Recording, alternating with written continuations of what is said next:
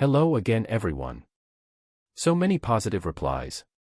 Thank you, I haven't smiled in months, and you're definitely all making my days easier. I love how almost every notification has given me a countdown every couple hours, remind me 8 hours. Thank you for making me laugh, seriously. I needed it. I had a close call and David almost found me today. I caught a bus out of town, which is where I wrote this. Now we continue. Hello Xander, he growled. Out for a walk. Fuck you, I spat, my cheek jammed against the table edge. Why so hostile? You know why, jackass. Not so loud. We're having a nice, quiet conversation. I struggled to push my head off the table, but he was so much stronger than me. Stop struggling and listen. I want to clarify the rules of the game, since you finally caught on that we're playing. This isn't a game. You ruined my credit, stole my money, hacked my accounts, and stole my shit. I'm going to kill you. But I'm not going to kill you. That's the rule. I will not kill you, Xander. That would put an end to your ruined life, and that's not the goal. Now, you haven't put any effort into ruining my life. Why not? Because I'm not a sick psychopath, I hissed. Clearly not, he said coolly. But this is boring for me. I'm doing all the work making you fight for life, while you're doing nothing to improve me. Not that I haven't learned anything, but it would be more fun if you'd fight back. I'll even let Clark help you. But I think you need motivation. You think I need motivation to hurt you? As if. Yes, you do need it. Because despite everything that's happened to you, your only attempt to fight back was pathetic. I need you to up your game and fight harder. So, that's where some motivation kicks in. He reached his left hand into his pants pocket and pulled out a smartphone. He tapped on it a few times before holding it up to his ear. It's me, he said when the other line picked up. Put her on. Then he held the phone to my ear. Someone was crying. Say hello, a gruff voice said. Hello. Katie. Jesus Christ, he'd kidnapped Katie. You motherfucker. I yelled. Easy on the language, Xander, David smiled, talking as if he'd asked me to eat my vegetables. Katie, where are you? I said desperately into the phone. David took the phone away and hung up, sticking it back in his pocket. Do you understand the rules now, Xander? Are you motivated? I'm going to kill you, you son of a bitch. You'll burn in hell. Now, this isn't a theological discussion, David tooted. You and Clark do your best to ruin my life. Do whatever you want. But if you kill me, I kill Katie. Can't kill her if you're dead, I growled. No, but my friend will. It's amazing the kind of people you can meet online. He's just as excited to play as I am. Do you have any questions before the game really starts? What the hell happened to you? I asked. We were best friends. Things change, he said.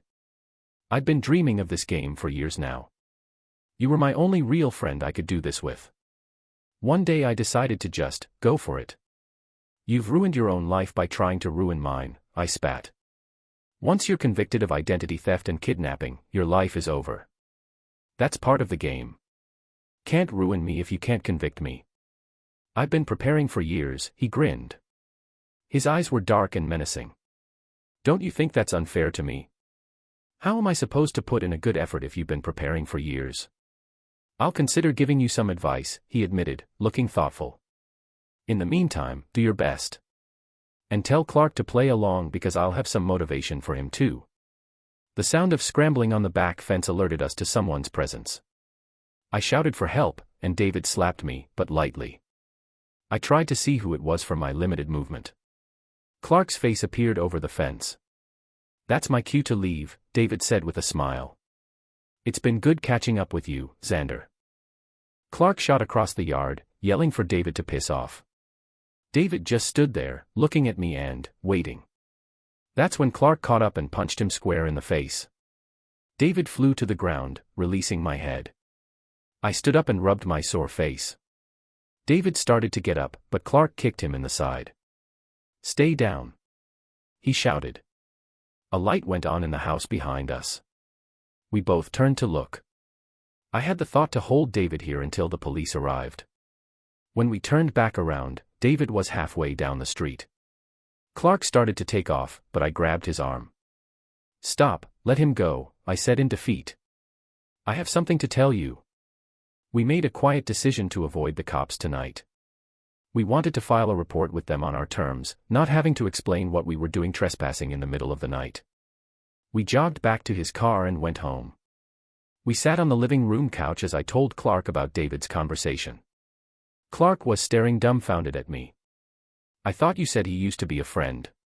He said. "He did. And he never acted like this." "No, not to me." "This is insane," Clark said, standing from the couch. "He's kidnapped Katie just so you'll try to ruin his life and follow along with some stupid dare. Is he crazy? He's going to be caught."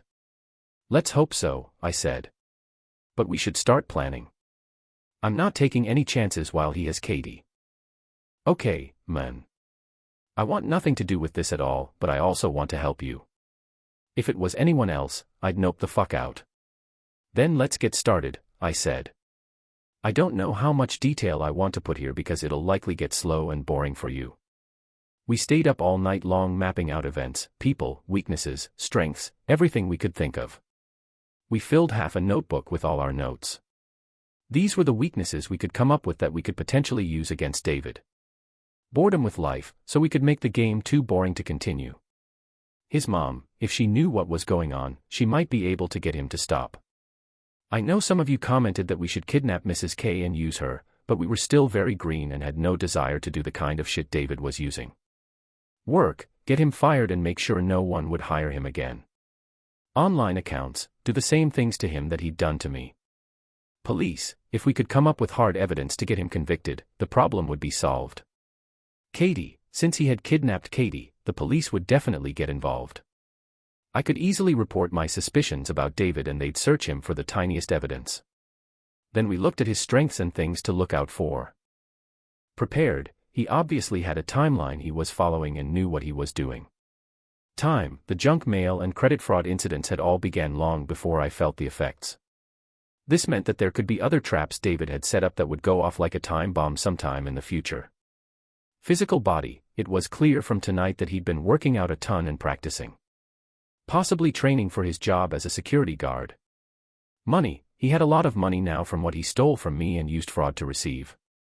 Friends, if he'd made a friend who was willing to get involved in a kidnapping, then there were 2 or possibly more psychopaths to worry about now.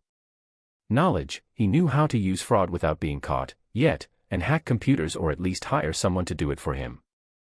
We had no idea what other dangerous knowledge he might have, so we made a list of things he could know that we should learn how to counter. I won't list it here because it was pretty long. Willingness to break the law, it was clear that the law was not part of the rules of the game for him.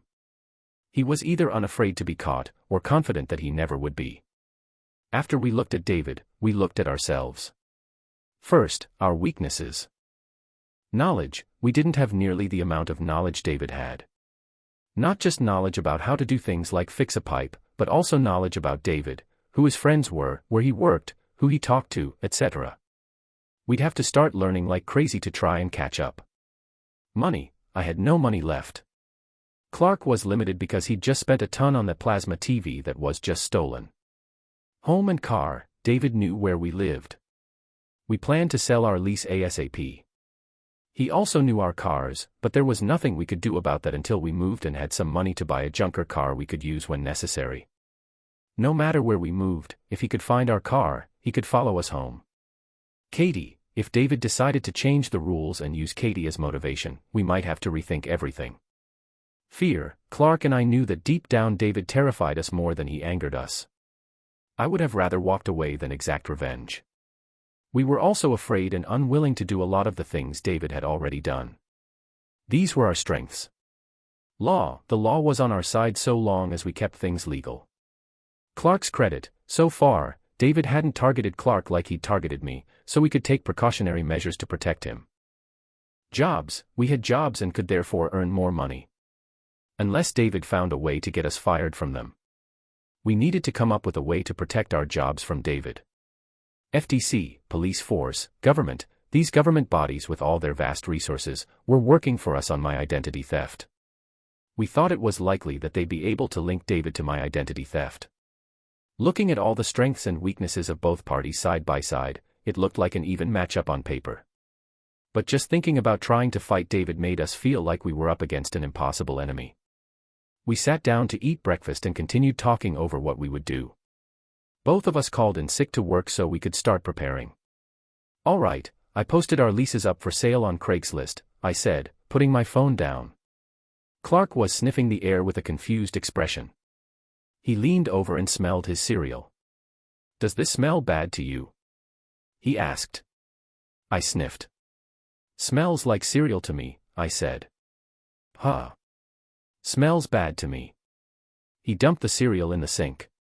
Clark pulled out his phone and called Equifax, letting them know that he wanted a freeze on his credit for 90 days. When those 90 days were up, he would call again and again until this matter was resolved to protect his credit. His credit card with a $3,000 limit was still accessible to us, but no new credit could be applied for. He then went on every account he had online and changed every password to be random gibberish. He signed up for an online password manager and put his passwords in there. The password manager worked by only storing an encrypted file on their server. He would download his encrypted file from the password manager website, read or write to the file, re-encrypt it, and then send it back to the server. The server only held the encrypted file, no passwords. Even if this company got hacked, the hackers would only have a bunch of useless, encrypted files. They could crack the files with time, sure, but it was the best we could do. The only account he didn't put into the password manager was his bank account information. He wrote down half of the username on one small scrap of paper, and the other half on another. He did the same with the password. He intended to hide them in safe places around town. If David got a hold of Clark's bank information, we were dead in the water. While he did that, I finished both of our inventories to hand over to the police as soon as they opened for the day. Once the station opened, we were going to head over, hand in our inventories, file a police report for the burglary, and recommend David as a possible suspect. I also planned to point them to my identity theft police report and state that I suspected David to be guilty of that as well. Once we had the police report, we would go to our landlord and request for the locks to be changed, using the police report as evidence of the break-in. The tech had told us that the door had been opened regularly and not forced. That meant David had somehow made a copy of our key. As it got close to 9 a.m., we got into Clark's car and drove around town. He got out at 4 locations and hid his scraps of paper somewhere. He knew it had to be somewhere people didn't touch for months at a time and wouldn't be damaged or moved by sprinklers, storms, etc. I don't know where he hid them, but he assured me they were safe. After they were hidden, we drove to the police station to file our report. We waited patiently for an officer to see us. Once we were called over, we took a seat and told him about the break-in and that a police report had been started and we were now turning in an inventory of our stolen things. "We have a suspect for the burglary," I said at last. "Okay, who?" he asked. "His name is David King. He used to be a friend of mine, but not anymore." "What happened?" he asked, writing the name down. "Recently, I had my identity stolen," I said. "I suspect he was also behind that, so if he stole my identity, it's likely that he broke in too. He hates me." "Okay, but what actually happened that made you not be friends anymore?" I hesitated. I didn't know how to explain the situation. If anyone can think of a better way to explain the situation to a cop, let me know. I only said, "We had a major fight and he threatened to ruin my life." "When was this fight?" "About a year ago." "And you think he's just now stealing your identity and breaking into your home?" The cop said dubiously. "Were you friends with him?" he asked, gesturing to Clark. "No, I'm his roommate," he replied, pointing to me. "Okay, boys," the officer sighed, scooting forward. "Thank you for the tip and your inventories. We'll investigate this just like any other crime and give it our best effort. Can I get copies of your driver's licenses and phone numbers so I can contact you if I have questions?" We handed him our licenses and wrote down our phone numbers in the file. "I'll be right back," he said, taking the licenses to make copies. We looked at each other for a minute, taking a deep breath. He doesn't believe us, I said in resignation. We'll find evidence, he encouraged me. 5 minutes passed. Then 10. Then the officer came back, 2 others at his side. Clark Ulysses? He asked. Yes. Clark said, confused. You're under arrest for vandalism and trespassing on private property. The officers flanked him and pulled him to his feet. I stared at the cops in bewilderment. Clark's eyes were wide. When I went to copy your license, the cop said, holding it up. I checked it against our records. Last night, someone called in a report that you'd been to their home and sprayed "thief" on their house and then attacked him when he came out to stop you. My mouth dropped open. Son of a bitch. David King, the one you just recommended as a suspect, was the one who called it in. Seems to me like you're trying to discredit him before he reported you. Guess he beat you to it. Read him his rights, he said to the other officers. Wait, I said, standing up. Hold on, I was there too, it wasn't just him. Clark shook his head at me ever so slightly. No. I wasn't going to let him take the fall for this. Mr. King explicitly stated that there was only one vandal and that he watched Mr. Ulysses sneak up to the house and spray it by himself. I know you're trying to protect your friend, but don't throw your life away, kid. One of the officers started reading Clark his Miranda rights while they cuffed him and walked him toward the door leading to inmate processing. Call my mom for bail. I'll be out soon. Clark shouted behind him. Don't let him win. Please like and subscribe for more of this chilling story.